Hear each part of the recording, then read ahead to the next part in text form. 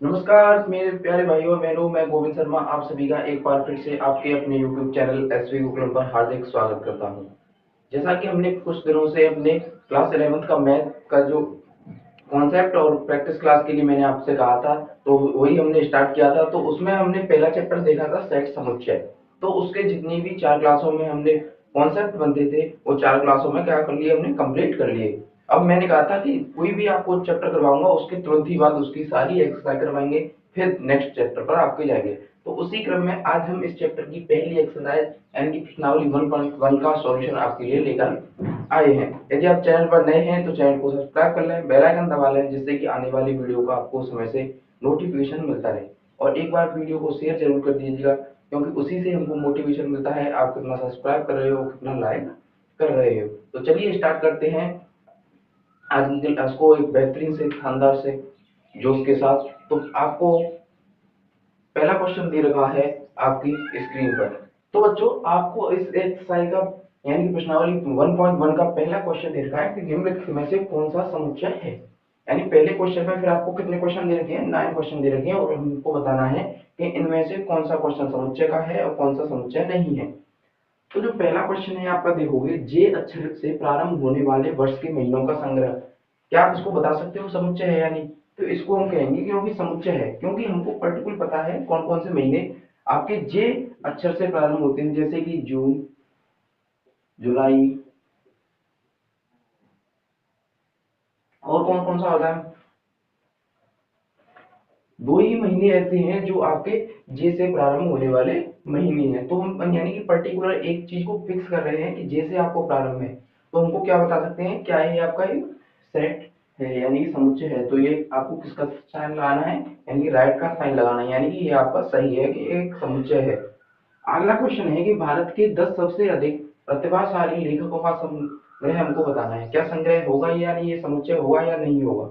तो ये वाला समुच्चय नहीं होगा, क्योंकि इसमें कोई पर्टिकुलर एक चीज नहीं बताई है कि जो 10 लेखक हैं वो किसके आधार पर आपको सबसे प्रतिभाशाली बताने हैं। ऐसे तो बहुत सारे लेखक हैं जो अपने आप में एक प्रतिभाशाली लेखक है। तो इसलिए यानी कि पहले का जो दूसरा क्वेश्चन है ये आपका क्या हुआ, समुच्चय नहीं होगा।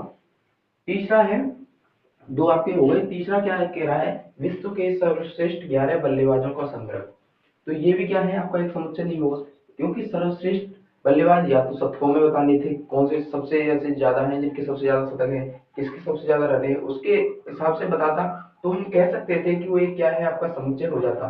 लेकिन विश्व के सर्वश्रेष्ठ 11 बल्लेबाज तो किसी भी आधार पर आपके हो सकते हैं। तो इसलिए इसका हम कोई फिक्स वैल्यू नहीं पता कि किस टाइप से आपको इसका आंसर बताना है, कि रनों के हिसाब से बताना है या छक्कों के हिसाब से बताना है। तो इसलिए इसको कोई एक पर्टिकुलर वैल्यू नहीं दी है। तो इसलिए हम कहेंगे कि ये आपका एक समुच्चय नहीं बन रहा, क्योंकि इसको हम अच्छे सुव्यवस्थित ढंग से क्या है, परिभाषित नहीं कर सकते। और आपको ये नहीं पता चल रहा हो कि हम ये आपको कैसे बता रहे हैं क्या होता है समुच्चय देखना, तो आप जाकर के हमारे चैनल पर देख लीजिए। हमने आपको कॉन्सेप्ट की क्लासें करवाई हैं, वहां पर हमने बताया है कि समुच्चय को कैसे लिखा जाता है और कैसे पता किया जाता है। तो जाकर के आप चैनल पर देख सकते हो। अब चलते हैं हम अगले क्वेश्चन यानी कि फोर्थ क्वेश्चन पर। तो फोर्थ क्वेश्चन में कहा है आपकी कक्षा के सभी बालकों का संग्रह, यानी अपनी कक्षा में कितने बच्चे हैं उसको आप बता सकते हैं। ये तो आप बता सकते हो क्योंकि हमारी कक्षा में 50 बच्चे हैं, 40 बच्चे हैं, कितने बच्चे हैं, तो इसलिए ये क्या हो जाएगा, आपका एक समुच्चय हो जाएगा। अगला क्वेश्चन है कि 100 से कम सभी प्राकृतिक संख्याओं का संग्रह, यानी कि 100 से सभी प्राकृतिक संख्या कौन कौन सी होती है, जैसे 1 2 3 डॉट डॉट डॉट 99, यानी 100 से कम तो यही प्राकृतिक संख्याएं होती हैं। तो इनको हम क्या एक सुव्यवस्थित ढंग से लिख पा रहे हैं, यानी कि ये आपका क्या हो जाएगा, एक समुच्चय हो जाएगा, यानी कि सेट हो जाएगा। अगला क्वेश्चन है आपका लेखक प्रेमचंद द्वारा लिखित उपन्यासों का संग्रह, यानी कि लेखक प्रेमचंद के द्वारा तो हमको पता है कौन कौन से उपन्यास लिखे गए हैं, तो उनका भी हम एक संग्रह कर सकते हैं। तो उसका मतलब है ये समुच्चय होगा। यदि यहाँ कह देता डायरेक्ट लेखक द्वारा लिखित उपन्यासों का, तो हम उसको कह देते कि कोई एक ये सेट नहीं बन सकता, क्योंकि किस लेखक के द्वारा लिखे गए हैं उपन्यास से अभी हमको पर्टिकुलर नहीं पता होता। तो हम कह सकते थे कि क्या होगा, समुच्चय नहीं होगा। लेकिन इसने यहाँ पर लिख दिया है कि प्रेमचंद के द्वारा लिखे गए हैं उन उपन्यासों का हमको संग्रह बताना है कि समुच्चय होगा या नहीं होगा। तो क्या होगा, जरूर आपका समुच्चय होगा। अगला क्वेश्चन है इसी का, आपका सभी समपूर्णांकों का सम यानी सभी समपूर्णांकों का संग्रह है वो क्या होगा। पूर्णांक क्या होते हैं, यानी कि इंटीजर वैल्यू। इंटीजर कौन कौन सी है, सम यानी कि +1, 0 से लेकर +1, 2, 3 डॉट डॉट डॉट, ये क्या होते हैं, आपके सभी समपूर्णांक होते हैं। तो इनका भी एक क्या सेट बनेगा, जी हाँ बनेगा, क्योंकि हम कह सकते हैं कि एक इंटीजर्स वैल्यू का सम या सेट है। तो इसको हम पर्टिकुलर यानी एक डेफिनेशन से वेल डिफाइन इसको हम कर सकते हैं। तो इसका मतलब ये भी आपका क्या होगा, सेट होगा। यही बताना था आपको कौन सा इसमें सेट होगा, कौन सा सेट नहीं होगा। तो अगला क्वेश्चन है, इस अध्याय में आने वाले प्रश्नों का संग्रह। तो आप बता सकते हो कितने इसमें प्रश्न है, आपके 5 से 6 क्वेश्चन दे रखे हैं। आप कह सकते हो आप इस प्रश्न के में कितने आपके क्वेश्चन, यानी कि पहले क्वेश्चन के अंदर कितने क्वेश्चन दे रखे हैं। तो आप बता सकते हो कि 9 क्वेश्चन दे रखे हैं। तो ये क्या हो जाएगा, आपका एक सेट हो जाएगा, यानी कि समुच्चय हो जाएगा। तो ये भी क्या होगा, आपका समुच्चय होगा। अब लास्ट क्वेश्चन है, विश्व के सबसे अधिक खतरनाक जानवर। तो ये तो आप बता नहीं सकते किसके आधार पर बताया है, कि जैसे शेर भी होता है, सांप भी होते हैं, तो किस टाइप के आधार पर आपको सबसे खतरनाक बताने हैं, तो वो आपको नहीं बताया है। इसलिए ये भी क्या हो जाएगा, आपका एक समुच्चय नहीं होगा। यानी कि दूसरा, तीसरा और लास्ट वाला यानी 9, इन सभी को छोड़कर आपके सेट होंगे, और इन तीनों को आप सेट नहीं कह सकते। तो यही पहले क्वेश्चन में पूछा गया था। आपको अच्छे से समझ में आ गया होगा, मैं उम्मीद करता हूँ। तो अब चलते हैं हम अपने दूसरे क्वेश्चन की तरफ। तो अब आपको दूसरा क्वेश्चन दे रखा है, मान लीजिए ए आपको एक सेट दे रखा है जिसके आपको एलिमेंट दे रखे हैं 1 2 3 4 5 6। तो हमसे कहा है कि रिक्त स्थानों में उपयुक्त प्रतीक, यानी कि ये वाला चिन्ह और आपको ये वाला चिन्ह भरना है। मैंने आपको बताया था इसको क्या कहते हैं, बिलोंग्स टू, यानी इससे आपका बिलोंग कर रहा है या नहीं कर रहा। और इसी को कहते हैं आप नॉट बिलोंग्स टू। ये वाला आपको साइन भरना। ये भी मैंने आपको अपनी जो कॉन्सेप्ट की क्लास कराई थी, पहली वाली क्लास, उसी में आपको बताया था कि बिलोंग्स टू क्या होता है और नॉट बिलोंग्स टू क्या होता है। तो हमको बताना है कि यानी कि बिलोंग्स टू का मतलब होता है कि कोई भी एलिमेंट इस जो सेट दे रखा है उसमें से आपका है या नहीं है। यानी कि 5 के साथ कौन सा साइन लगेगा, यानी कि 5 इस सेट में है तो आपका लगेगा बिलोंग्स टू, और नहीं है तो लगेगा नॉट बिलोंग्स टू। तो 5 क्या ए सेट में है, इसका मतलब है, क्योंकि यहाँ पर आपको दे रखा है। तो यानी कौन सा लगेगा, बिलोंग्स टू वाला साइन लगेगा। यानी ये चिन्ह यहाँ पर लगाना है हमको। 8 इस सेट में आपको सेट ए में दे रखा है, यहाँ पर जो दे रखा होगा उसी के साथ हिसाब से आपको लगाना है। यानी ए सेट में है या नहीं है। 8 तो नहीं है क्योंकि हमको 6 तक की वैल्यू दे रखी है। तो यहाँ पर क्या आ जाएगा, आपका नॉट बिलोंग्स टू आ जाएगा। 0 है इस सेट में, ए में नहीं है, तो यहाँ पर भी क्या आ जाएगा, आपका नॉट बिलोंग्स टू आएगा। अगला क्वेश्चन है इसी का। तो चार चौथा क्वेश्चन है इसमें, यानी कि 4 क्या सेट ए से बिलोंग कर रहा है। तो 4 देखेंगे है, यानी कि इसमें 4 है, तो क्या आ जाएगा, बिलोंग्स टू वाला आपका साइन आ जाएगा। तो बिलोंग्स टू आ जाएगा। 2 क्या सेट ए में है, यानी कि ए 2 भी है, तो 2 के साथ कौन सा आएगा, बिलोंग्स टू। यानी कि जो बिलोंग कर रहा है उसमें बिलोंग्स टू, और नहीं कर रहा उसमें नॉट बिलोंग्स टू वाला ये साइन आ जाएगा। बड़ा ही इजी है। 10 है इस सेट में ए में, यानी कि इसका मतलब है नहीं है, तो कौन सा आ जाएगा, नॉट बिलोंग्स टू आ जाएगा। यानी कि दूसरे क्वेश्चन में हमसे क्या पूछा था कि कोई भी वैल्यू ए सेट से दे रखा है हमको, ए सेट, और नीचे कुछ एलिमेंट दे रखे हैं और बतानी है कि उस सेट में है या नहीं है। है तो बिलोंग्स टू वाला साइन लगाना है, और नहीं है तो नॉट बिलोंग्स टू वाला लगाना था। और इसी में 6 क्वेश्चन दे रखे थे, और बड़े ही शानदार तरीके से हमने इन 6 क्वेश्चनों को डील किया। तो अब चलते हैं अपने नेक्स्ट क्वेश्चन यानी क्वेश्चन नंबर 3 की तरफ। तो बच्चों अब हमको तीसरा क्वेश्चन दे रखा है, निम्नलिखित समुच्चय को रोस्टर विधि में लिखिए। यानी कि हमको ये आपको एक समुच्चय निर्माण विधि में कुछ क्वेश्चन दे रखे हैं तीसरे क्वेश्चन में, यानी कि 6 क्वेश्चन दे रखे हैं, उनको हमको किस में लिखना है, रोस्टर विधि में लिखना है। दो ही विधि होती है किसी समुच्चय को लिखने के लिए, एक रोस्टर विधि और एक जो क्वेश्चन दे रखे हैं यानी कि समुच्चय निर्माण विधि के रूप में लिखा होता है। अब इन समुच्चय निर्माण विधि को हमको किस में लिखना है, रोस्टर विधि में लिखना है। वो यहाँ तो मैंने आपको डायरेक्ट क्वेश्चन के तौर पर समझाऊंगा। जो मैंने इसकी जो फुल वीडियो डाली थी वो लेक्चर नंबर 1 है, जिसमें आप देख सकते हो रोस्टर विधि कैसे लिखते हैं और समुच्चय निर्माण विधि कैसे लिखते हैं, जाकर के आप चैनल पर देख सकते हैं। तो पहला क्वेश्चन है तीसरे क्वेश्चन का, कि एक सेट दे रखा है, उसके कहा गया है एस दैट एक्स, इसको क्या कहते हो, सच दैट है। सच दैट यानी कि इस प्रकार है, एक्स इस प्रकार है कि एक पूर्णांक है, और किसके पूर्णांक का मतलब क्या हो गया, एक इंटीजर वैल्यू है एक्स, और एक्स का मान -3 से तो बड़ा है, यानी -3 से बड़ा है और 7 से क्या है आपका छोटा है। तो आप इसको जब रोस्टर विधि में लिखोगे, यानी कि एक्स की जो वैल्यू है वो एक सेट बना रही है, वो क्या सेट बना रही है कि यानी कि -3 से बड़ा होना चाहिए। तो -3 से संख्या बड़ी कौन कौन सी होती है आपकी, जो इंटीजर वैल्यू हो, यानी कि -2, -1, 0, 1, 2, 3, 4, 5 और आपका 6। ये आपका एक क्या बनाता है, समुच्चय बना रहा है। दोबारा से लिख देता हूँ जिससे कि ये आपको सारा दिख जाए। -2, -1, 0, 1, 2, 3, 4, 5, 6। तो ये पहले क्वेश्चन का आंसर होगा, यानी कि -3 से तो बड़ा, -3 से बड़ा आता है। यहाँ अगर इक्वल टू होता तो -3 को लेते, यहाँ पर इक्वल टू नहीं है तो -3 को हम इसमें इंक्लूड नहीं करेंगे सेट पे। ऐसे ही 7 के साथ इक्वल टू होता तो 7 भी आता, लेकिन 7 के साथ इक्वल टू नहीं है तो 7 को इंक्लूड नहीं करेंगे। और इनके मध्य जो भी इंटीजर आते हैं वो सारे ही क्या होंगे, आपको एक पूर्णांक होंगे, जो इस सच दैट को कहा गया है, यानी एक पूर्णांक है x, तो उसी को ये सेटिस्फाई कर रहा है, यानी इसके मध्य है। तो ये क्या होगी आपकी रोस्टर विधि के द्वारा, इसी को हम रोस्टर विधि में ये लिख सकते हैं, और यही क्या होगा इसका आंसर भी होगा। अगला क्वेश्चन में कहा गया है कि दूसरे क्वेश्चन में b यानी x इस प्रकार एक संख्या है जो 6 से प्राकृतिक संख्या है, यानी 6 से कम का है, ना कि 6 के बराबर का है, 6 से कम। तो b एक सेट बन जाएगा, यानी कि 6 से कम है। और उसने क्या कहा, प्राकृतिक संख्या यानी कि नेचुरल नंबर। नेचुरल नंबर कौन कौन से होते हैं, जो 1 से स्टार्ट होते हैं और इनफाइनाइट तक आपके चलते हैं, यानी कि 6 से छोटे हैं तो कौन कौन से हो जाएंगे, 1, 2, 3, 4, 5 और 6। ये क्या हो जाएंगे आपके, 6 को नहीं इंक्लूड करेंगे क्योंकि 6 नहीं आएगी। तो कौन कौन से हो गए, 1, 2, 3, 4, 5, 6। 6 नहीं आएगा, 5 तक ही रहेगी। अगर ये कह देता कि 6 से कम, 6 के बराबर एक प्राकृतिक संख्या, तो हम 6 को भी इंक्लूड करते, 6 के बराबर नहीं था तो यानी कि 5 तक की संख्याओं को हम इस सेट में लिखेंगे। तो अगला क्वेश्चन है तीसरा इसी में, इस c बराबर x सेट है, x इस प्रकार के दो अंकों की ऐसी प्राकृतिक संख्या है जिनका योग क्या होना चाहिए, 8 होना चाहिए। यानी कि एक ऐसी प्राकृतिक संख्या लिखनी है दो अंकों की जिनके अंकों का योगफल क्या हो जाए आपका 8 हो जाए। कौन कौन सी संख्या होती हैं, सबसे पहले लिखोगे आप 2, 6, यानी कि 2 और 6 लिखोगे तो क्या होता है, इससे पहले भी आपकी एक संख्या बनती है दो अंकों की, यानी एक साथ, एक साथ बन रही है।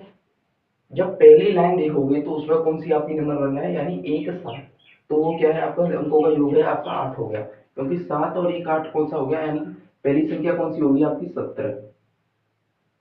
ऐसे अलग अलग सेट नहीं लिखना, एक ही में लिखना है, यानी कि पहली संख्या कौन सी हो जाएगी आपकी 17, दूसरी संख्या हो जाएगी आपकी कौन 26। 26 के अंकों का योग क्या होना होगा आपका 8 ही होगा, यानी 6 और 2 8 हो गए।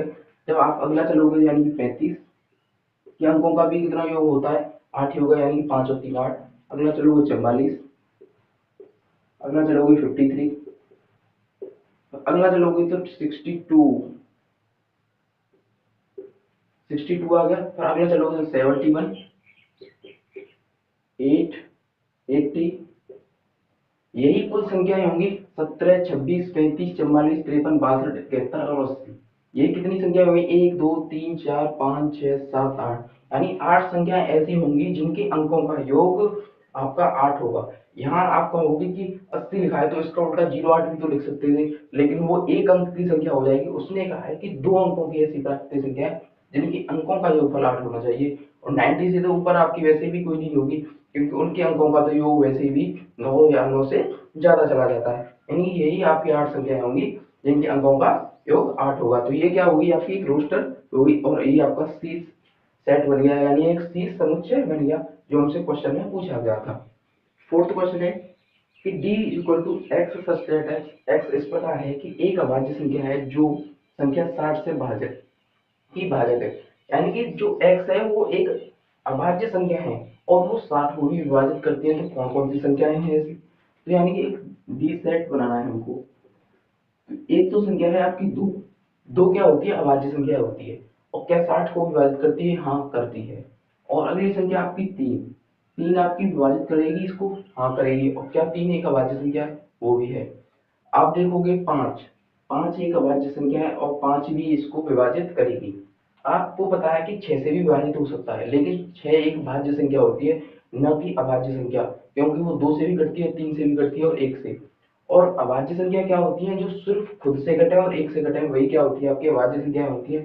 तो यही सिर्फ तीन वैल्यू होगी जिन जो अभाज्य संख्या है और इसकी भाजक है, तो यानी डी सेट बन गया, सेट के अंदर 2 3 5 आपके एलिमेंट्स आ गए। तो अगला क्वेश्चन है इसमें पांचवा, यानी ई एक सेट दे रखा है, उसने कहा है ट्रिग्नोमेट्री शब्द के सभी अक्षरों का हमको एक समुच्चय बनाना है। तो यानी कोई भी जब हमको एक नंबर दे रखा हो, जब उसका आपको समुच्चय बनाना हो तो क्या बनेगा, यानी ई एक समुच्चय बन जाएगा।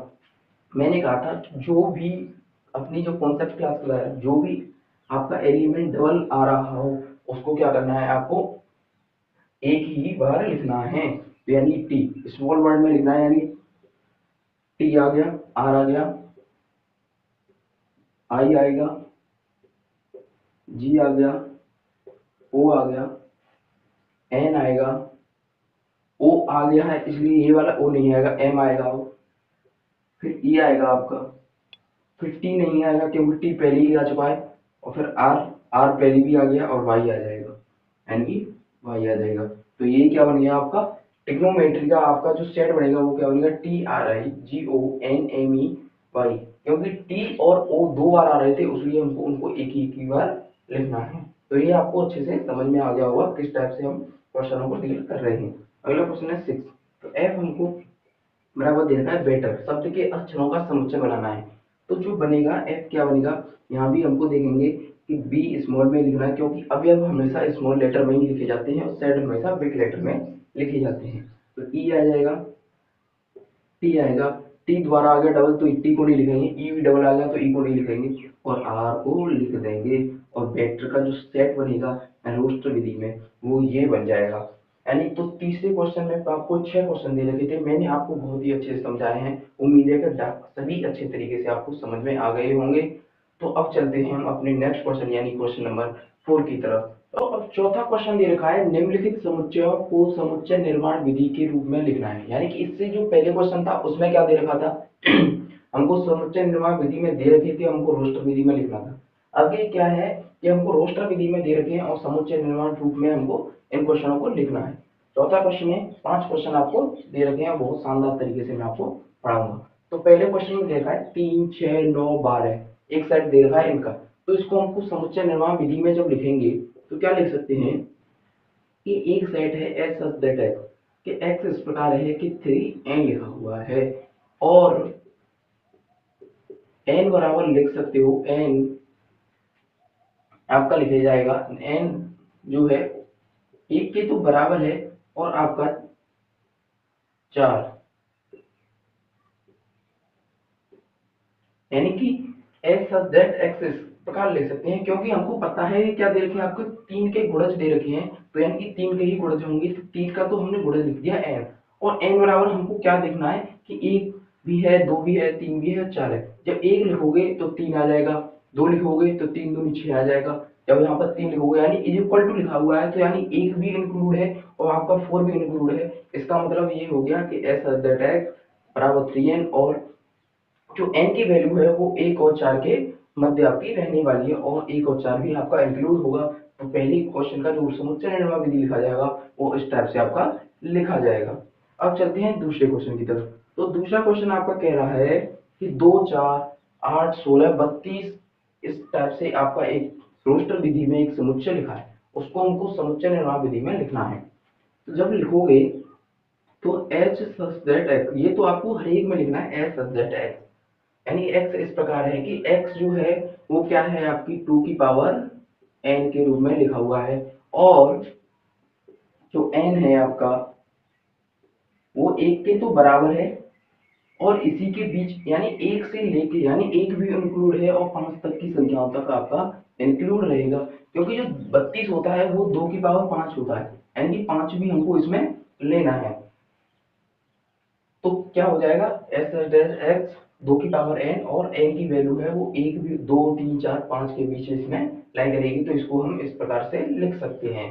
तो ये क्या हो गया आपका दूसरे क्वेश्चन का आंसर। तीसरा दे रखा है यानी 5 25 625, आप देख सकते हो कि क्या लिखा हुआ है 5, ये क्या लिखोगे 5 का स्क्वायर, ये क्या लिखोगे 5 की पावर 3, यानी ये क्या लिखोगे 5 की पावर 4, यानी कि पावर एक बाई एक इंक्रीज हो रही है। तो वहां से हम आपको किस टाइप से आपको बना सकते हैं एस ऑफ जेड एक्स कि x बराबर है आपका, यानी कि 5 की पावर n, यानी कि 5 की पावर, अब हमारा n क्या है, चेंज हो रहा है, तो n के स्थान पर क्या लिख सकते हो आप, यानी कि और जो 1 के बराबर होगा n, और आपका 4 के भी बराबर होगा, यानी कि 4 लिखा हुआ है तो 4 भी हमको चाहिए और 1 भी चाहिए। अगर नहीं चाहिए होता 1, यहाँ से 25 से 125 तक चलता, तो n हम 1 से लेकर 4 के बीच में लिखते, तो वहाँ इक्वल टू का साइन नहीं लगाते, तो ये क्या हो जाएगा, इस क्वेश्चन का आपका आंसर हो जाएगा। फोर्थ क्वेश्चन है 2 4 6 8, इसका क्या करोगे, एस तक दैट एक्स, यानी एक्स इस प्रकार है कि एक सम संख्या, सम प्राकृतिक संख्या, यानी कि क्या है, एस दस एक्स है, कि एस एक्स जो है वो क्या है, एक प्राकृतिक सम संख्याओं का एक समुच्चय है, क्योंकि 2 4 6 ये सभी क्या होती हैं, प्राकृतिक संख्याएं तो होती हैं, लेकिन सम प्राकृतिक संख्याएं होती हैं, इसलिए हम क्या लिख सकते हैं, एस दस एक्स एक सम प्राकृतिक संख्या है। अब पांचवा क्वेश्चन देखोगे कि 1 4 9, ये क्या आप देख पा रहे हो कि 1 का स्क्वायर, 2 का स्क्वायर, 3 का स्क्वायर, यहाँ लिखा हुआ है 10 का स्क्वायर, यानी कि हम क्या कह सकते हैं कि एक प्राकृतिक दशक की संख्याओं का क्या देना है आपको, वर्ग करना है, यानी एच सच दैट एक्स बराबर है एन स्क्वायर, यानी कि एन के स्क्वायर के बराबर है, और जो एन की वैल्यू होगी वो आपकी 1 और 10 के बीच में लाई करेगी, यही हमारा आंसर होगा। आप डायरेक्ट फेयर में भी लिख सकते हो, क्योंकि मैं आपको लिखा लिखा के क्वेश्चन करा रहा हूँ, तो आप डायरेक्ट ऐसे ही भी अपने फेयर में उतार सकते हो यदि आप स्कूल जाते हो तो, यानी 10 तक का स्क्वायर कर दिया तो यानी एक लिखोगे तो 1 का स्क्वायर आ जाएगा, 2 लिखोगे 2 का स्क्वायर, 10 लिखोगे 10 का स्क्वायर, और यही आपका रोस्टर रूप है, आपको मिल जाएगा। तो मैंने बड़े अच्छे ही तरीके से आपको फोर्थ क्वेश्चन अच्छे से समझा दिया है, और अगर आपको डीप में जाना हो तो पहले हमारी कॉन्सेप्ट क्लास लीजिए, उसी के बाद आपकी ये क्लास अच्छे से समझ में आ जाएगी। अगर आपको यहाँ तक अच्छे से समझ में आ गया हो तो एक बार वीडियो को लाइक कीजिएगा और चैनल को सब्सक्राइब करना ना भूलिएगा। अब चलते हैं अपने नेक्स्ट क्वेश्चन यानी पांचवें क्वेश्चन की तरफ। तो बच्चों पांचवें क्वेश्चन में कहा गया है निम्नलिखित समुच्चयों के सभी अवयवों को सूचीबद्ध कीजिए, यानी कि एक तरह से हमको एक प्रकार से कहा गया है कि आपको एक समुच्चय निर्माण विधि के रूप में लिखे हुए हैं, उन्हीं को रोस्टर विधि में लिखना है, वही एक तरह से इसका कहने का मतलब है। तो पहला क्वेश्चन इसमें दे रखा है आपको x x such that x एक विषम प्राकृतिक संख्या है, इसने ये नहीं कहा कि कहाँ तक की आपको विषम प्राकृतिक संख्या लेनी है, तो आपका जो ए सेट बनेगा वो क्या बन जाएगा कि पहली विषम प्राकृतिक संख्या कौन सी है आपकी, 1, फिर 3, फिर 5, फिर 7 डॉट डॉट, ये क्या बन जाएगा, सेट बन जाएगा पहले वाले क्वेश्चन का जो कहा गया है कि एक्स सच दैट एक्स एक विषम प्राकृतिक संख्या है, तो 1 3 5 7 डॉट डॉट डॉट इनफाइनाइट तक चलती रहेगी, क्योंकि अगर ये कह देता कि यहाँ तक जाना है तो क्या हो जाता। अब आप कह सकते हो क्या होगा, एक फाइनाइट वैल्यू होगी या नॉन फाइनाइट, यानी कि नॉन फाइनाइट होगी यानी अपरिमित होगी, क्योंकि इसको हम गिन नहीं सकते, वो भी आ जाता है कभी कभी क्वेश्चन में पेपर में पूछने के लिए। आपने अगर नॉन फाइनाइट फाइनाइट क्या होता है जाकर के आप चैनल पर देख सकते हो कि हमने वीडियो में भी आपको बताया है। दूसरा क्वेश्चन है कि बी इस प्रकार है कि एक्स सच दैट एक्स एक पूर्णांक है, पूर्णांक का मतलब होता है इंटीजर है, और उसकी जो वैल्यू है एक्स की वो माइनस के 1/2 से 9/2 के बीच में लाई करती है, यानी कि बीच में आती है। तो p क्या हो जाएगा, एक सेट बनाना है हमको, तो क्या हो जाएगा 1/2 माइनस के, तो उससे जो बड़ा इंटीजर आता है वो कितना होता है आपका 0, 1 2।